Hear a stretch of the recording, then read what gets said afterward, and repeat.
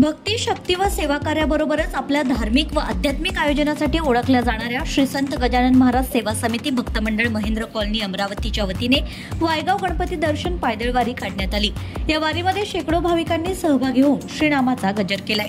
Mahendra colony येथे श्री गजानन महाराज प्रतिमा हनुमान मंदिर येथून विधिवत पूजन करून पायदळ वारीला सुरुवात झाली।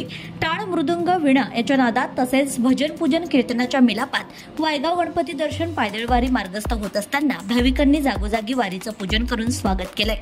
दरम्यान नवसारी, चांगापूर फाटा, वलगाव अशा मार्गावरून निघालेल्या पायदळ वारीचा श्री गणपती मंदिर वायगाव येथे समारोप करण्यात आलाय। यावेळी भाविकांनी वायगावच्या गणपतीची विधिवत आराधना करीत सुख समृद्धी व विश्व मांगल्याची मनोकामना केली। यावेळी भाविकांनी महाप्रसादाचा सुद्धा लाभ घेतलाय।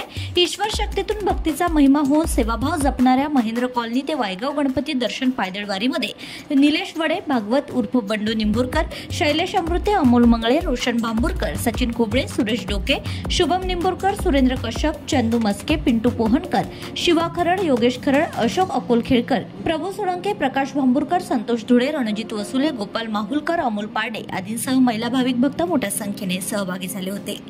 Bureau report, RCN news.